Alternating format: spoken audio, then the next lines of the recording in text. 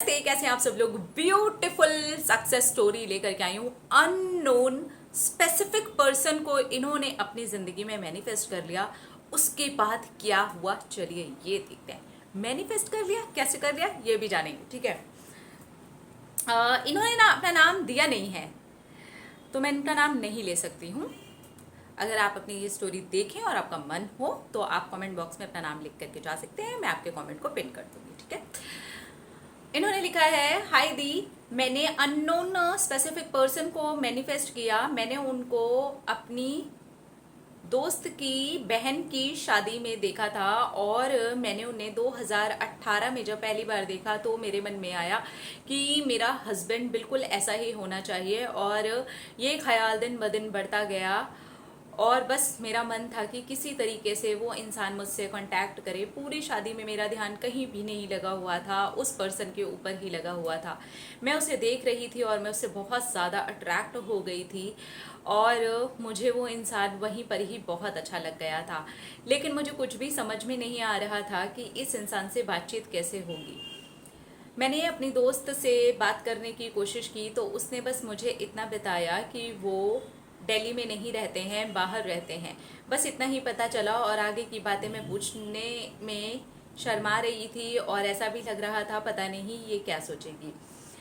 और उसके बाद में पूरा का पूरा 1 साल निकल गया। मेरे मन में वो इंसान की छवि अच्छी खासी बस गई थी। वही शादी वाले दिन की एक एक चीज़ मुझे याद आती थी कि कैसे कैसे क्या क्या हो रहा था। मैं पूरी तरीके से उस इंसान के पीछे पागल हो गई थी। मैंने उन्हें फेसबुक पर ढूंढ लिया था और बहुत टाइम पहले फ्रेंड रिक्वेस्ट भी भेज दिया था, पता नहीं बहुत सारी हिम्मत करके। लेकिन उन्होंने उसे एक्सेप्ट ही नहीं किया। मैंने पूरा साल चेक किया लेकिन उन्होंने एक्सेप्ट नहीं किया। मैं उनके फ़ोटोज़ देखती थी, फेसबुक पर जाती थी और बस उनकी एक्टिविटीज़ देखती थी कि वो क्या कर रहे हैं, क्या नहीं करते हैं। जो भी थोड़ा बहुत दिख जाता था मुझे फेसबुक पर, बस मैं उतना ही देख पाती थी। और मैं भगवान जी को थैंक यू बोलती थी कि उन्होंने अपने प्रोफाइल को प्राइवेट नहीं किया हुआ है, कोई भी उनका प्रोफाइल देख सकता है। ओहो क्या बात है।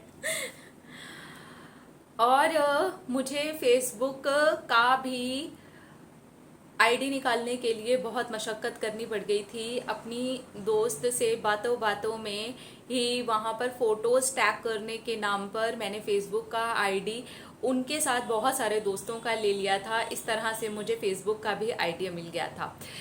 तो इतनी मुश्किल से फेसबुक का आईडी मिला और उसके बाद में भी फ्रेंड रिक्वेस्ट एक्सेप्ट नहीं हुआ। फिर उसके बाद मैंने आपका वीडियो देखा और सोचा चलो मैनिफेस्ट करने की कोशिश करते हैं। और आपके वीडियो देखने से एक बात समझ में आई कि इतना ज़्यादा अगर मैं दिमाग में दौड़ाऊंगी तो मैं बिल्कुल भी मैनिफेस्ट नहीं कर सकती हूँ उस इंसान को। तो मैंने उनके लिए एक 21 डेज वाली जो आपकी टेक्निक है उसको किया और उसके बाद में एफर्मेशन दिए कि वो मुझसे कांटेक्ट कर रहे हैं। Thank you universe. And believe me, 6 महीने के बाद में उन्होंने ना सिर्फ मेरा फेसबुक का रिक्वेस्ट एक्सेप्ट किया, यहाँ तक कि उन्होंने मुझे मैसेंजर पर मैसेज भी भेजा। उन्हें मैं याद थी। उन्होंने कहा कि तुम तो शादी में आई हुई थी। इतने टाइम पुरानी बात उन्हें मेरी याद थी, ये बहुत बड़ी बात थी मेरे लिए। मैं खुशी से उछल गई और मुझे कुछ समझ में नहीं आया कि मैं क्या करूं। मैं एक्साइटेड हो गई थी या ये कह सकती हूँ कि ना मैं पागल हो गई थी। उसके बाद उन्होंने मुझसे बातें करनी शुरू की और वो कंटिन्यू मुझसे बातें करते रहे। मैं समझ गई कि मैंने मैनिफेस्ट किया है। मैं मैनिफेस्टेशन के बीच में आपको एक बात बता देना चाहती हूँ। 6 महीने के बाद में ये सारी चीज़ें शुरू हुई और इस बीच मैं लेट गो कर चुकी थी क्योंकि अब मुझे लग रहा था कि अब ज़्यादा हो रहा है। मैंने अपने दिमाग को पूरी तरीके से इस इंसान के ऊपर ही लगा दिया है, जो कि मैं गलत कर रही हूँ। इस वजह से ये बातें नहीं हो रही हैं। और 6 महीने बाद अचानक जब मैंने ये सोचा भी नहीं और कई महीनों तक मैंने फेसबुक के प्रोफाइल को चेक तक नहीं किया था कि उन्होंने एक्सेप्ट किया या नहीं किया। मुझे लगा एक्सेप्ट कर लेंगे तो नोटिफिकेशन आ ही जाएगा, और वो अचानक अपने आप एक दिन आ गया जब मेरी सोच में भी ये बात नहीं थी। और खूब सारी बातें हुई हमारी, लेकिन कहानी में बहुत बड़ा ट्विस्ट है।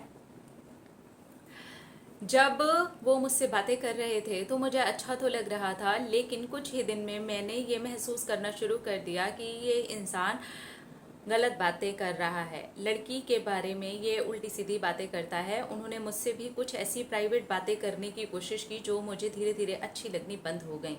और तब मुझे समझ में आया आपका वो वाला वीडियो जब आपने कहा था कि अननोन स्पेसिफिक पर्सन को मैनिफेस्ट करने के पहले उसको थोड़ा जान लो, उसके बाद में ही उसको मैनिफेस्ट करने की कोशिश करो। अच्छा हुआ मैंने इसे और ज़्यादा आगे नहीं बढ़ाया। मैंने उन्हें खुद ही फेसबुक से ब्लॉक कर दिया और बातचीत उस इंसान से पूरी तरीके से बंद कर दी। वो बिल्कुल भी अच्छा इंसान नहीं था, वो गंदी बातें करने वाला इंसान था। धीरे धीरे वो यही बातें लेकर के मेरी तरफ भी बढ़ रहा था। सक्सेस स्टोरी ये ऐसे हो गई है क्योंकि मैंने उस पर्सन को अपने लिए मैनिफेस्ट तो कर लिया, उसने बातें भी करनी शुरू कर दी। यह अलग बात है कि उसका बिहेवियर मुझे बाद में पता चला। इसलिए अननोन पर्सन वाली जो आपने बात कही है वो बिल्कुल सही है। पहले हमें थोड़ा सा उसके बारे में जान लेना चाहिए, उसके बाद में मैनिफेस्ट करना चाहिए।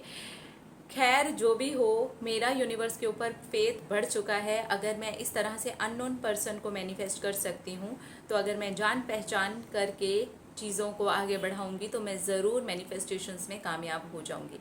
अब मेरा विश्वास पूरी तरह से पक्का हो गया है। कोई बात नहीं, एक्सपीरियंस ख़राब था लेकिन मैंने इसको बहुत पॉजिटिव वे में लिया है।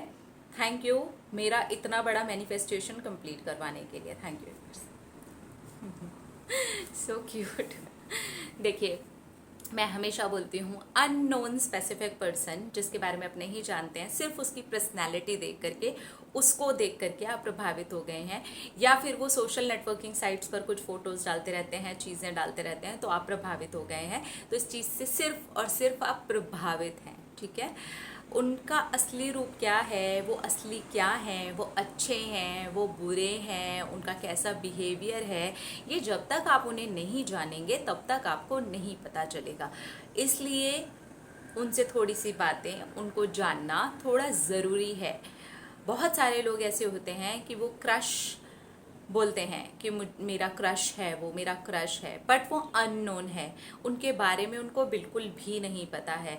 अगर आप उसे as a life partner manifest करने की कोशिश करते हैं तो आपको नहीं पता है कि वो आपका लाइफ पार्टनर बनने के लायक है भी कि नहीं है। इसलिए मैं हमेशा यही कहती हूँ कि अगर अननोन पर्सन को आपको मैनिफेस्ट करना भी है तो ज़रूर करें, लेकिन मैनिफेस्ट करने के बाद में अच्छे से जांच पड़ताल करें। एज अ लाइफ पार्टनर पहली बार में ही अननोन पर्सन को मैनिफेस्ट करने की कोशिश ना करें। आप पहले उन्हें मैनिफेस्ट कर लें एज अ फ्रेंड, उन्हें अच्छे से जान लें, देख लें, क्योंकि कुछ ऐसी चीज़ें हो सकती हैं जैसे इनके केस में हुई। ये पहले ही अलर्ट हो गई और इन्होंने खुद ही अपनी तरफ से सारी चीज़ों को बंद कर दिया। आप लोग ये गलती शुरू में ही आप समझ करके करें कि अगर अननोन पर्सन को करना भी है तो पहले आप देखें कि कहीं ऐसा तो नहीं है कि कुछ चीज़ें ऐसी हों जो मुझे चाहिए ही नहीं अपने लाइफ पार्टनर में।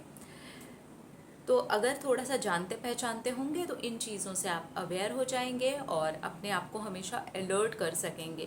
क्योंकि बहुत सारे लोग प्यार के केसेस में ऐसा करते हैं, जब उनका क्रश मैनिफेस्ट हो जाता है तो वो इन चीज़ों को इग्नोर कर देते हैं, इन चीज़ों को रोमांस का नाम दे देते हैं, इन चीज़ों के बारे में सोचते हैं कि नहीं नहीं ये तो अच्छा है क्योंकि इसे प्यार हो गया है इसलिए ऐसी बातें कर रहा है।